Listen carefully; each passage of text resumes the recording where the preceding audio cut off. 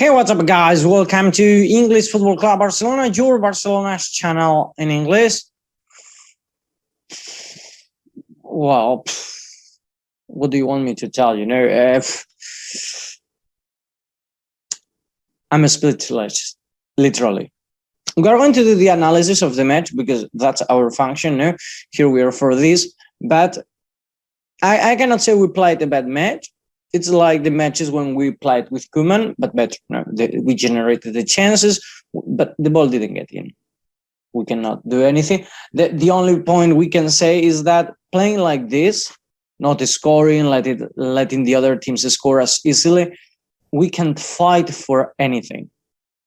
We can fight for nothing because it's impossible to fight for championships if you don't win. It's obvious, I think. No? Well, before starting talking about the match, which you can see I'm getting even more upset now, let me remind you that if you like Barcelona and you don't want to miss any of our daily, not daily, but any of our videos talking about news, pre-matches, post-matches, analysis of the transfer market, or many other things of the team of your dreams, this is your channel. Down there you have a red button that you can hit to subscribe.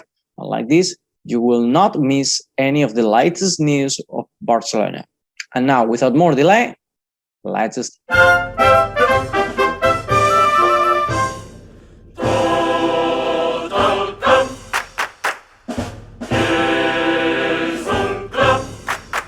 Well, yesterday we played in the Camp Nou against Cadiz. Cadiz, it was, if I'm not wrong, the 18th team of the table of La Liga. So supposedly it was an easy match, but well, Sergio, the coach of Cadiz, already I don't remember the surname. That's why I said Sergio. He advised already. They come to the Camp Nou thinking of giving a surprise. And what a surprise they gave. Well, we started with this starting 11. I didn't realize Araujo was not even in the squad list. And well, Lenglet played instead of Araujo. Piqué is injured too. Dest played at the right, instead of Alba, who had some needles and problems on his muscle.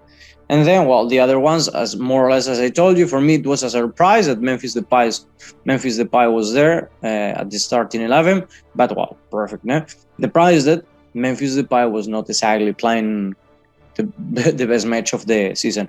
Well, and it was yesterday 674th game for Sergio Busquets that he has played many matches with Barcelona. Actually, he became the third, well, with Iniesta, he has become the third player who played most matches in the history of the club. The first one, of course, it's Messi with 768, then Xavi with 767, and then, well, Iniesta 674 and Busquets 674.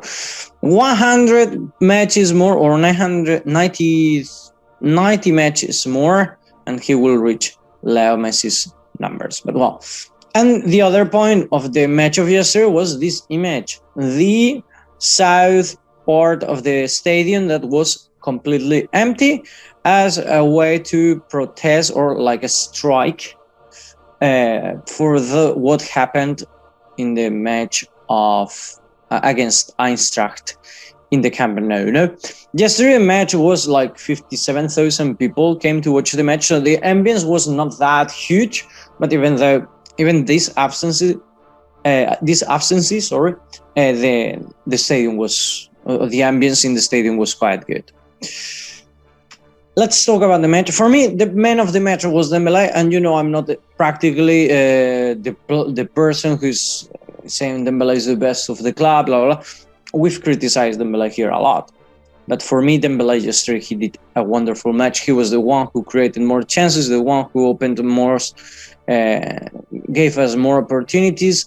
He was the determinant player that we needed, while the other players completely, it's not they disappeared really, because they tried Alba, for example, was playing when he went to the attack. He tried, he crossed sometimes, even he shot to goal. Ferran Torres, it was not his day. I hope someday I can say it was his day, because oh my god, it's been like this for long. Memphis Depay was quite great, and when I'm saying great, it was like his appearance was very weird. Like he was not exactly accurate on the timings. And there was some times I liked what he did, that is coming back a bit to the midfield or next to the interiors to generate more spaces there, and then you force also the defenders to go out of their position and then generate the spaces behind them. But the problem is that we didn't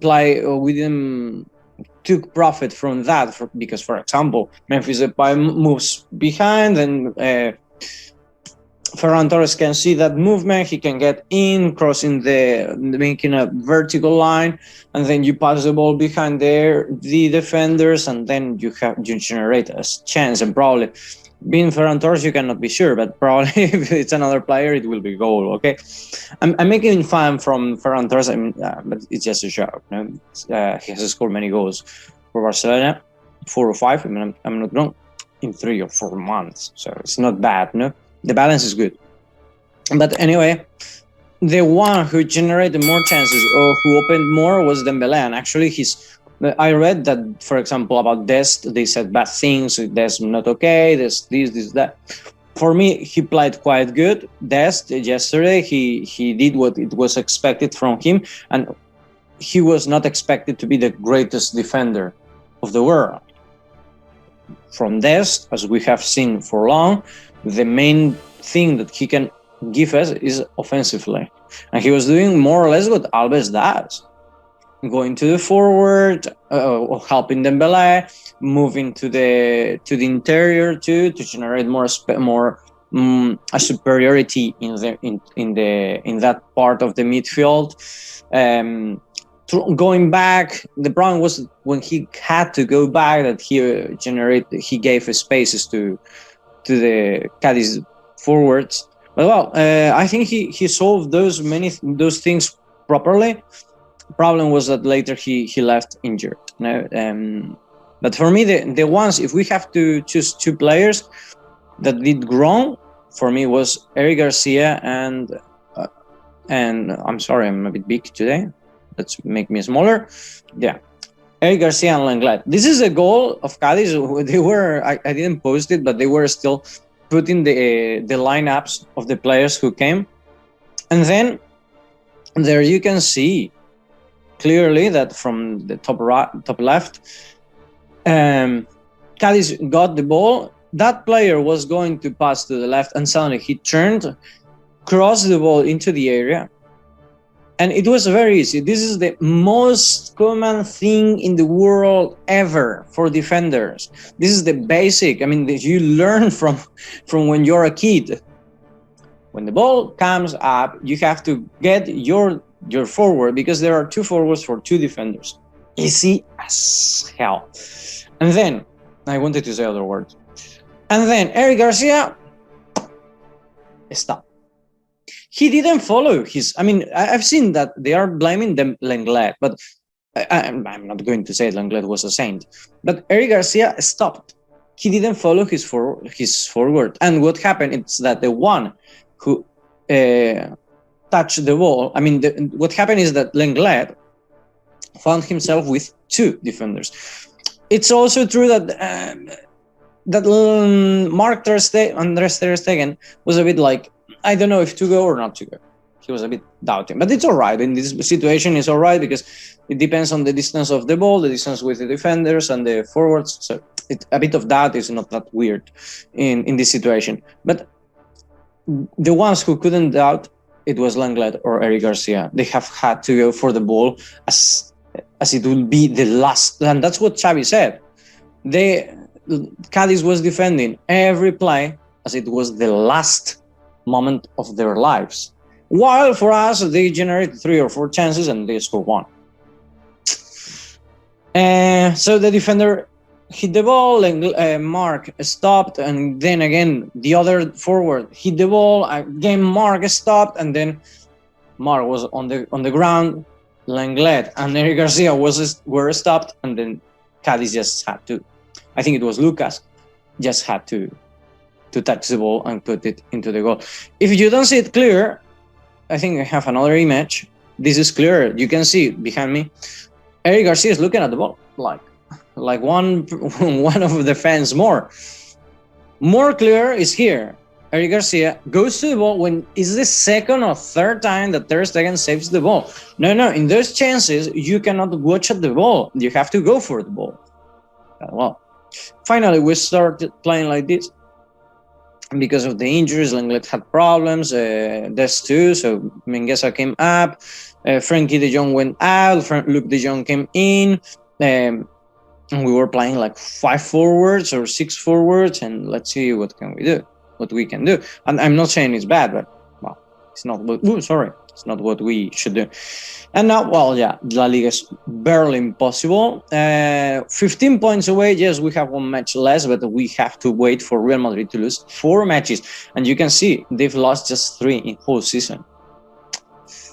Difficult. And the Champions League is in danger, because if we lose 2 matches more, and none of the 3, I mean Sevilla, Atletico Madrid, or Betis lose, we may have problems to get in the Champions League.